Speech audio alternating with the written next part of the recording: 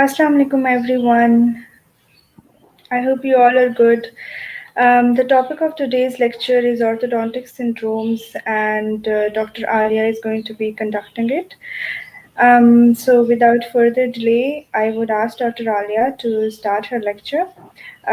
Over to you, Dr. Alia. Sure, thank you. So today the topic is syndromes that are related to orthodontics.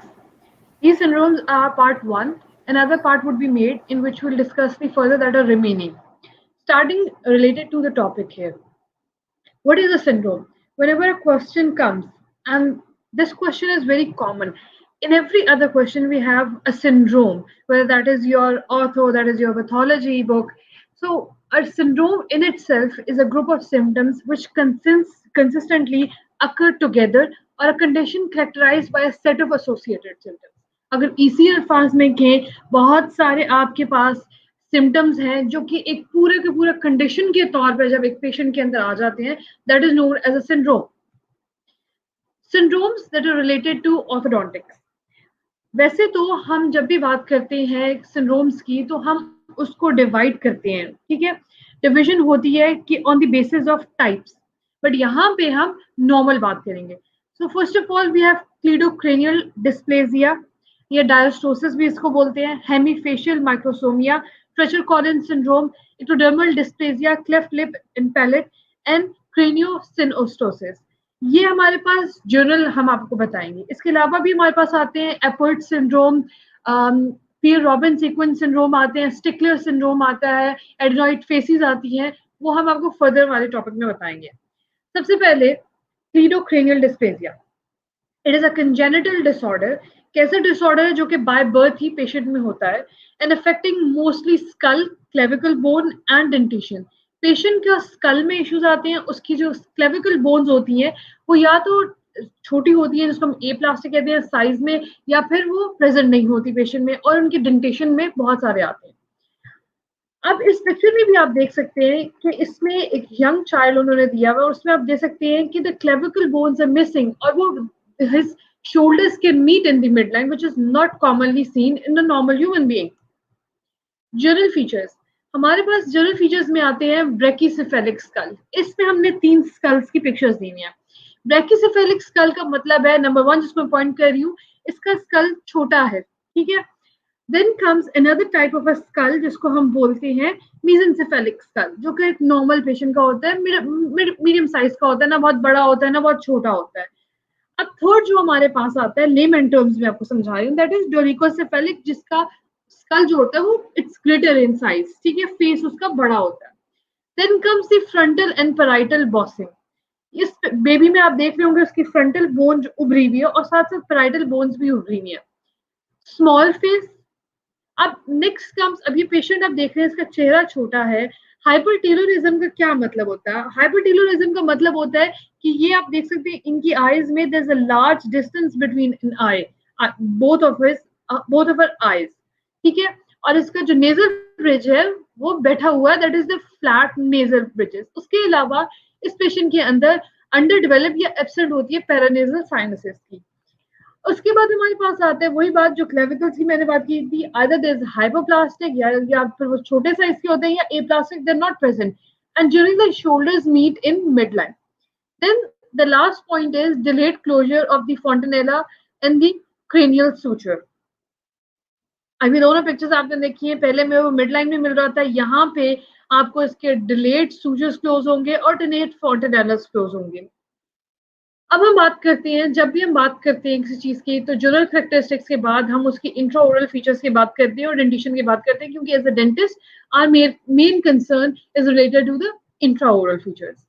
High arched palate, यानी कि उनके palette इस तरह के कुछ होते हैं, आपको नजर आते हैं, ठीक है. क्लेफ्ट पैलेट उनमें कॉमन होता है. उनका मैक्सिला अंडर डेवलप्ड होता है, विच गिव्स दिस अपीयरेंस कि उनमें स्केलेटल क्लास 3 है. जब मैक्सिला छोटा होगा तो मैंडिबल प्रोट्रूडेड लगेगा, जिसको हम कहते हैं क्लास 3. डेंटेशन. डेंटेशन में आपको मल्टीपल सुपर न्यूमररी टीथ मिलेंगे, बहुत ज्यादा एक्स्ट्रा दांत मिलेंगे. क्राउन रूट एबनॉर्मलिटीज होंगी, साइज डिफरेंसेस आएंगे, एक्टोपिक डेवलपमेंट्स होंगी, जहां पे दांतों की जरूरत नहीं है वहां पे दांत हो रहे होंगे. उसके अलावा रिटेन डिसिडुअस डेंटेशन होगी, दांत उनके जो है बच्चे वाले जो दांत है प्राइमरी टीथ वो भी रहेंगे. और साथ साथ डिलेड फेलियर होगी इरप्शन ऑफ परमानेंट टीथ की कॉमन चीज है। एक चीज लेट जाएगी तो फिर एक चीज लेट आएगी। उसके अलावा इनेमल जो है साइज वो भी हाइपोप्लास्टिक होगी।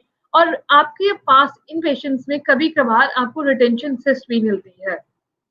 Then comes the point which is known as hemifacial microsomia. अब इस पेशेंट में आप दे सकते हैं these are two kids जिनमें hemifacial microsomia है।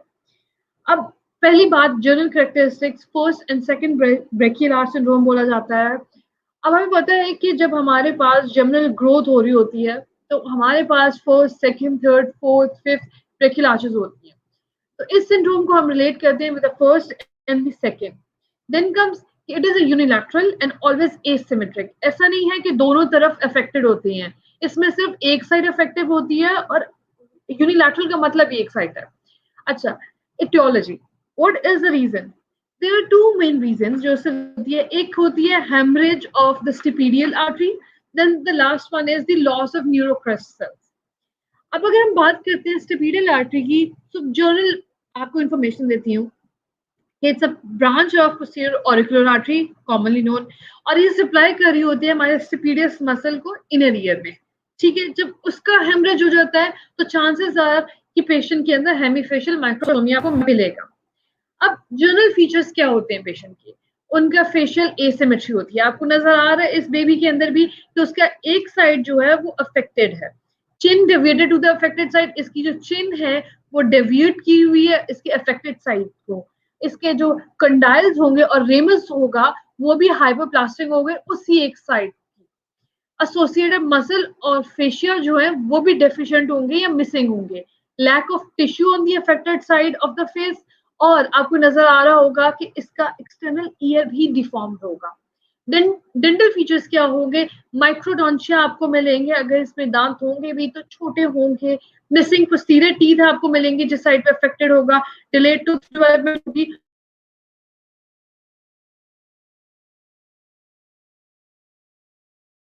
इस तरीके तरफ अफेक्टेड है patient. Then comes Treacher-Collins syndrome.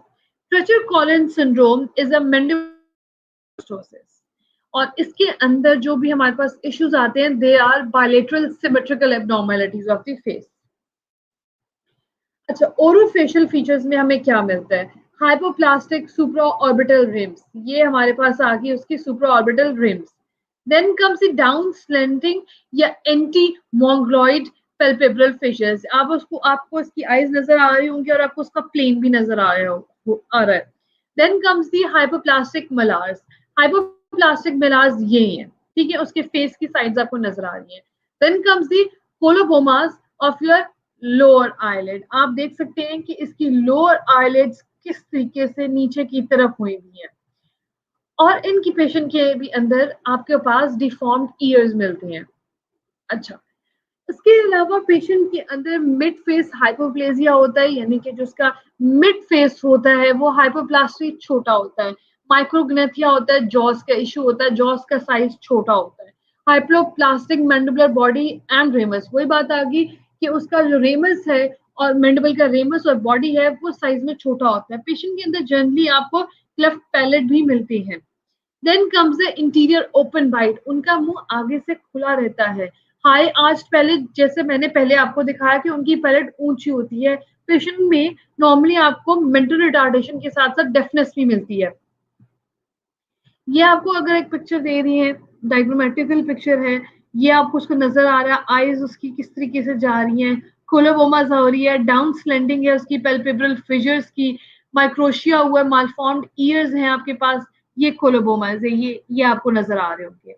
उसके अलावा माइक्रोस्टोमिया है आपको, उसके अलावा माइक्रोग्नेथिया या रेट्रोग्नेथिया नजर आएगा जॉ में, और इसके साथ साथ क्लेफ्ट पैलेट भी नजर आएगा। डाउन सिंड्रोम, डाउन सिंड्रोम जो है इसकी बल्कि अब बहुत अवेयरनेस देना शुरू हो गए हैं लोग, but down syndrome is a chromosomal issue, ठीक है। और नॉर्मली जो क्रोमोसोम इसके एसोसिएटेड होता है that is trisomy 21, third copy of the chromosome 21। General features हमने पहले डिस्कस किया था, 3 टाइप्स ऑफ स्कल होते हैं, ब्रेकिसेफेलिक, मेसेंसेफेलिक एंड डोरिकोसेफेलिक। इन पेशेंट्स के अंदर भी आपको ब्रेकिसेफेलिक स्कल मिलता है। ओपन मिटोपिक सूचर, सूचर्स में हमें पता है टाइप्स होती है, उनमें से मिटोपिक सूचर जो होता है वो उनका ओपन होता है। डिलेड स्केलेटल मैच्योरेशन होती है, स्केलेटल जो इनका स्कल होता है या ओवरऑल बोन्स होती है वो लेट मैच्योर होती हैं और इनमें नॉर्मली हमें स्मॉल हाइट मिलती है। अब ये हमारे पास ओरोफेशियल फीचर्स में आ गया फ्लैट फेस।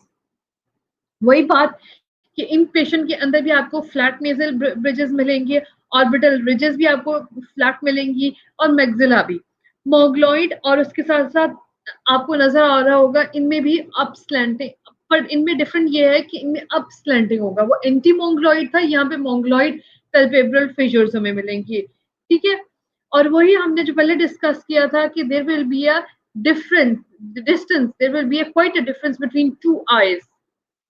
अब इन पेशेंट्स में एपिकेंथल फोल्ड्स मिलते हैं हमें। एपिकेंथल फोल्ड्स होते हैं skin folds of upper eyelid at the corner of your eye. Small ear मिलेगा, excessive skin on their nape. ठीक है, उसके अलावा आपको इनमें ब्रॉड शॉर्ट नेक मिलेगी। डाउन सिंड्रोम के पेशेंट्स की अगर इंट्राओरल फीचर्स की बात की जाए तो इनके पास हार्ट पैलेट जो होता है वो छोटा होता है साइज में। आपके पास इन पेशेंट्स में यहाँ पे आप पिक्चर देख सकते हैं, बेबी के अंदर क्लेफ्ट लिप भी आपको क्लेफ्ट लिप मिल रहा है, उसके अलावा क्लेफ्ट लिप एंड पैलेट भी आपको मिल सकता है। प्रोट्रूडिंग फिशर टंग आपको मिलेगी, जबान का साइज जो होता है वो बड़ा होता है और वो उसके मुंह से बाहर आता है ज्यादातर। डिलेड डेंटिशन होगी, दांत लेट आएंगे और इनके अंदर क्योंकि ओपन बाइट रहेगी ज्यादातर तो इनमें पेरिडोंटल डिजीजेस भी ज्यादा होंगी। Ectodermal dysplasia, ectodermal dysplasia third year वाले स्टूडेंट्स भी पढ़ रहे हैं अपनी पैथोलॉजी की बुक में और फाइनल ईयर वाले भी पढ़ रहे हैं।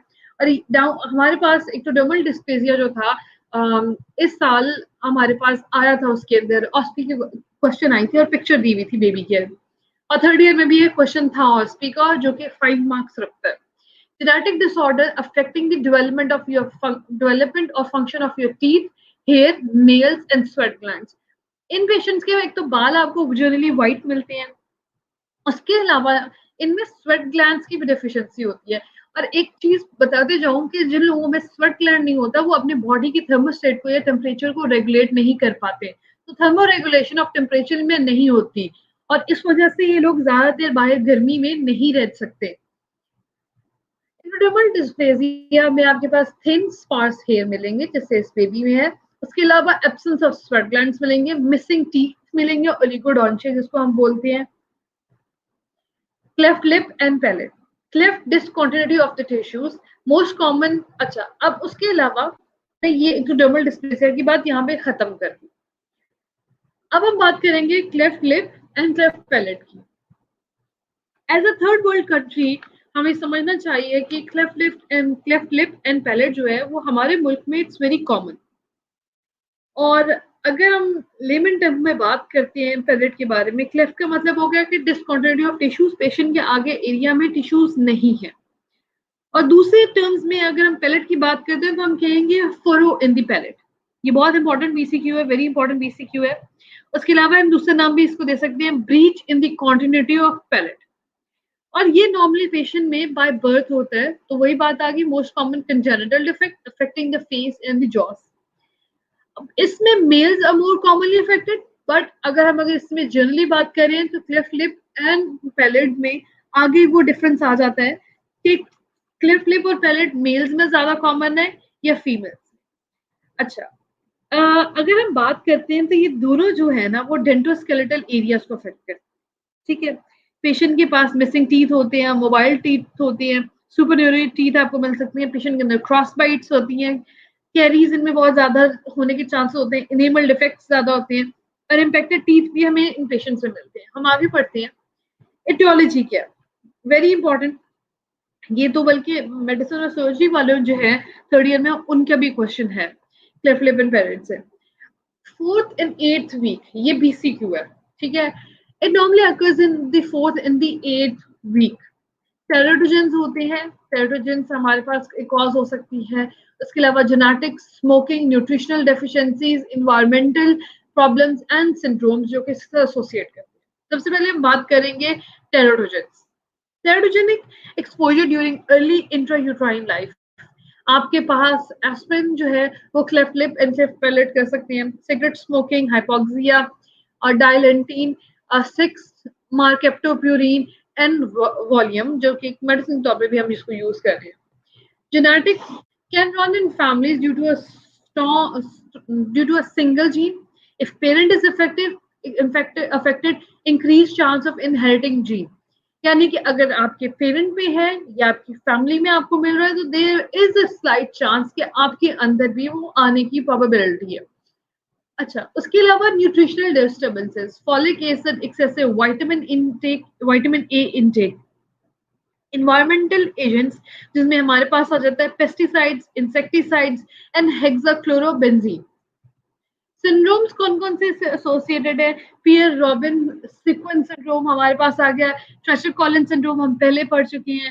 सीडोक्रेनियल डायस्ट्रोसिस की हम बात कर रहे हैं. उसके अलावा डाउन सिंड्रोम. अच्छा, अब याद रखिएगा जस्ट इन केस के सीडोक्रेनियल डायस्ट्रोसिस या डिस्पेजिया जो है वो पेपर्स में आता होता है, तो it's a very important question. ठीक है. Cleft lip.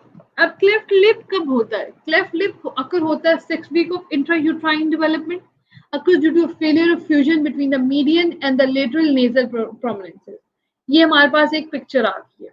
ठीक है, ये हमें नजर आ रहा है कि ये उसका मीडियन नेजल प्रोमिनेंस है और ये जो दो हैं these are its lateral nasal prominences. जब ये आंख एक दूसरे से फ्यूज नहीं कर पाती और वहां पे एक गैप रह जाता है और वहां पे एक नॉच क्रिएट हो जाता है और वो नॉच एल्वियोलर रिजेस में भी होता है. ठीक है, एक स्पेस क्रिएट हो जाता है, तो हम उसको कहते हैं हमारे पास क्लेफ्ट लिप. इस जब ये बनता है तो ये फुल एक हमारे पास लिप की फॉर्म आ जाती है या फिल्ट्रम की फॉर्म आ जाती है. Cleft lip involves the vermilion border, upper border of the upper lip may extend through the lip to the nose. इस पिक्चर में आपको नजर आ रहा है कि ये लिप से लेके नोज तक जा रहा है. कैन बी यूनिलैटरल और it can be bilateral. Isolated cleft lip यानी कि एक साइड पे क्लेफ्ट लिप उस या फिर सिर्फ और सिर्फ आइसोलेटेड सिर्फ क्लेफ्ट लिप जो है उसके चांसेस 5% है और ये यूजुअली आपको लेफ्ट साइड में मिलता है. Discussing further about cleft palate. अब अगर हम बात करते हैं क्लेफ्ट पैलेट की, तो क्लेफ्ट पैलेट जो हमारे पास आता है उसके वो that occurs in the 8th week of development. उसका इशू 8th वीक में स्टार्ट हो जाता है. क्लेफ्ट लिप का जो है it occurs in the 6th week. अच्छा, occurs due to incomplete fusion of the secondary palate. अब हमें पता है कि सेकेंडरी पैलेट जब ज्वाइन करेगा जाके तो वो हमें एक सेकेंडरी पैलेट्स आप जब ज्वाइन करेंगे तो वो हमें पैलेटिक देंगे.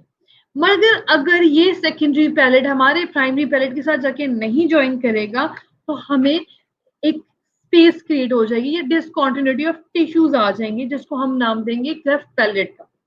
ठीक है, so this would be known as the discontinuity in the soft and hard palate. ये नजर आ रहा है, ये हमारा ओवरऑल फिल्ट्रम ऑफ लिप्स बन के इंसाइजर फॉर्म में आ रहा है.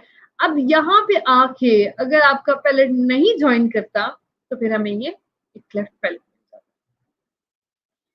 Cleft palate results in a communication between nasal and oral cavities. ठीक है, isolated in combination with cleft lip and CLCB, 60% of the cleft lip patients have a cleft palate and cleft lip and palate. ठीक है, यानी कि वो ये कह रहे हैं कि आइसोलेटेड हमें जरा कम मिलते हैं तो ज्यादातर ये हमें कॉम्बिनेशन से मिलते हैं और कॉम्बिनेशन में ज्यादातर हमें 60% चांसेस है कि मिलेंगे. ये हमारे पास आ गया पिक्चर. क्लेफ्ट, ये हमारे पास क्लेफ्ट लिप है, पैलेट है, and now that cleft palate has become conjoined with the cleft lip. ठीक है, जिसको हम कहेंगे cleft lip and palate. Cleft lip and palate की ये different types आपको पद मिलेंगी. It can be unilateral and can also be bilateral. Maxillary features क्या होगा? पेशेंट के पास maxillary constriction होगी, वही maxilla छोटा होगा, maxillary hypoplasia होगा, skeletal class 3 मिलेगी. याद रखें, मैक्सिलर का साइज छोटा होगा, मैक्सिलर हाइपोप्लेजिया होगा, तो इसका मतलब है कि आपका मैंडिबल जो होगा वो बड़ा नजर आएगा और ये हमेशा स्केलेटल क्लास 3 के अंदर आएगा और पेशेंट की कनकेव प्रोफाइल बनेगी. Orofacial feature that associated with your cleft lip and cleft palate. Neonatal teeth. By birth ही उन पेशेंट्स में अक्सर दांत होते हैं. Next is congenitally missing by birth, इनके अंदर मिसिंग भी होती है जिसकी पहले हम बात कर चुके हैं। उसके अलावा सुपरन्यूमरी टीथ, इनमें एक्स्ट्रा दांत भी हमें मिल सकते हैं। Anomalies of tooth morphology, enamel hypoplasia मिल सकता है हमें।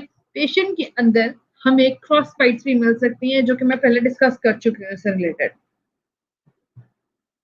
ये हमें सुपरन्यूमरी टीथ मिल रहे हैं और यहाँ पे हमें मिसिंग टीथ मिल रहे हैं।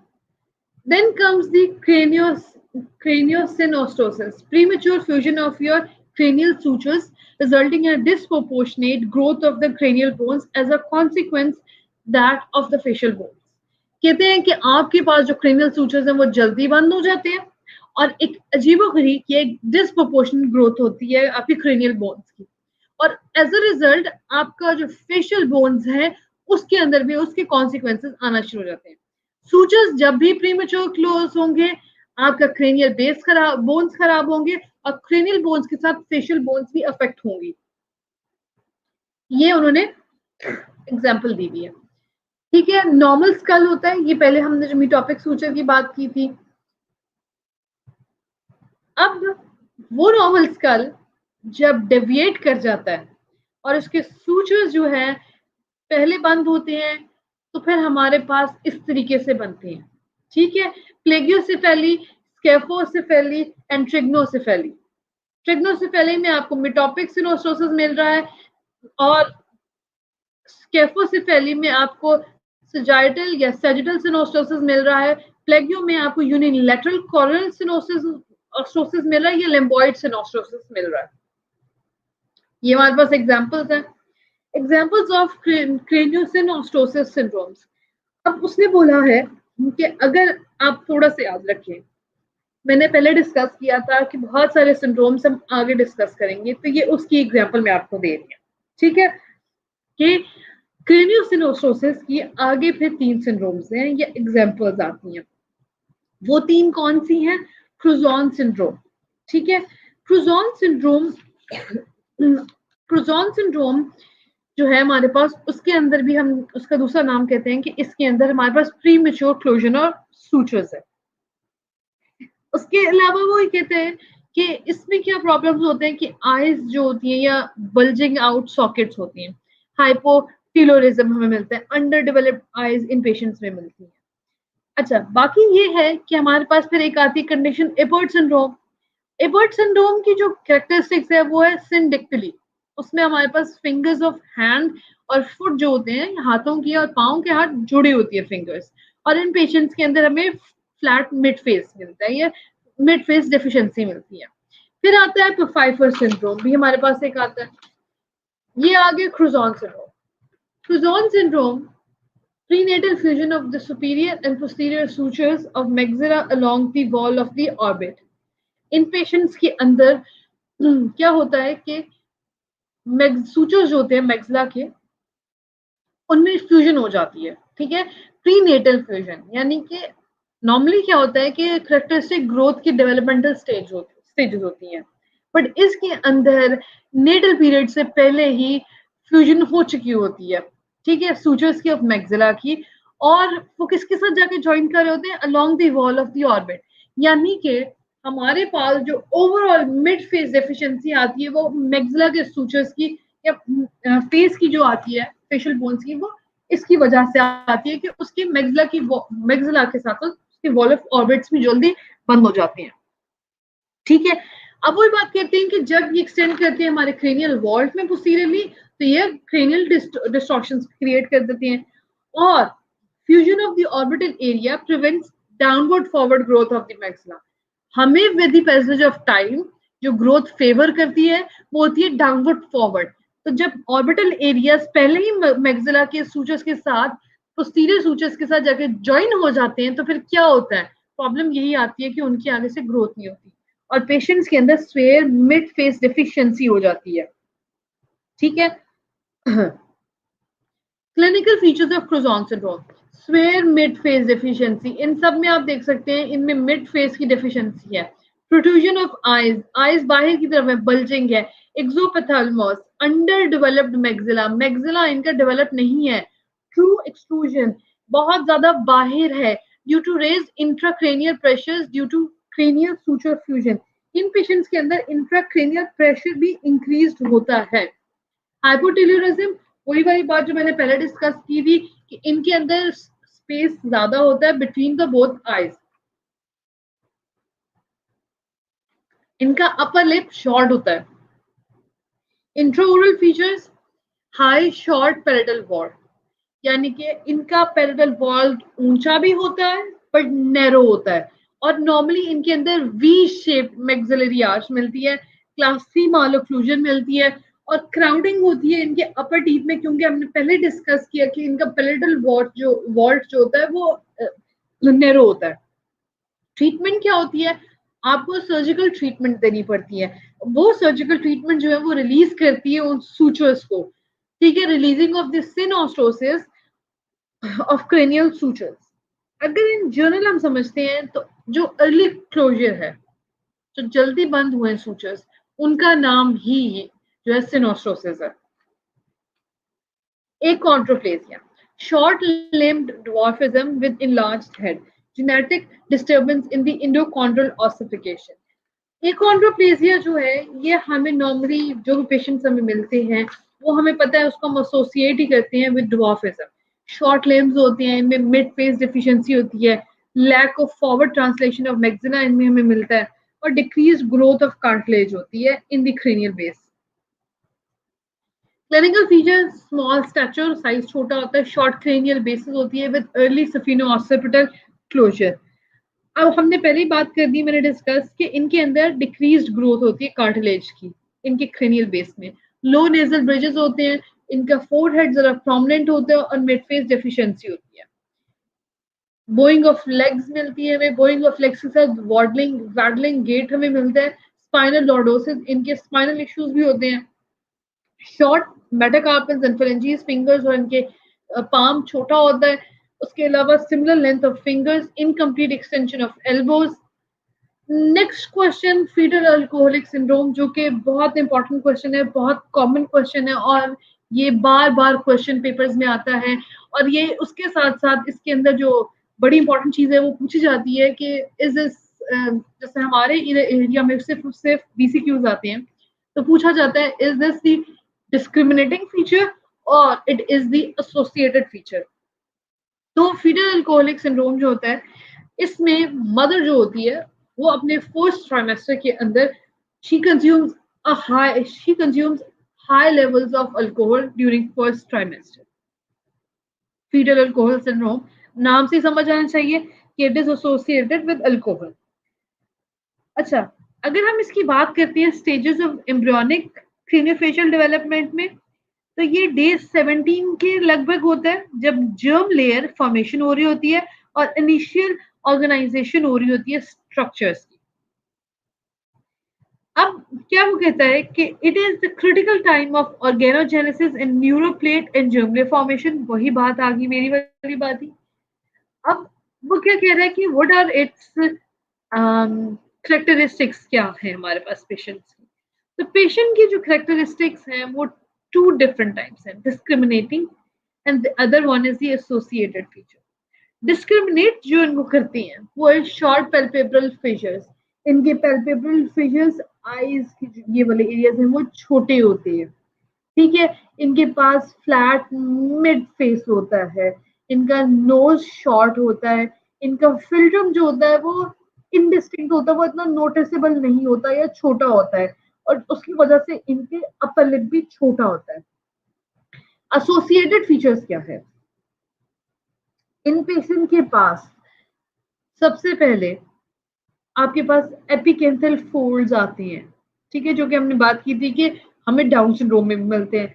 माइनर ईयर एबनॉर्मेलिटीज मिलती है. उसके अलावा नेजल ब्रिजेस इनका छोटा होता है, ये लो हम कहेंगे, फ्लैट बोलेंगे. और माइक्रोग्रेथिया इनका जॉ का इशू होता है कि इनका जॉ छोटा होता है.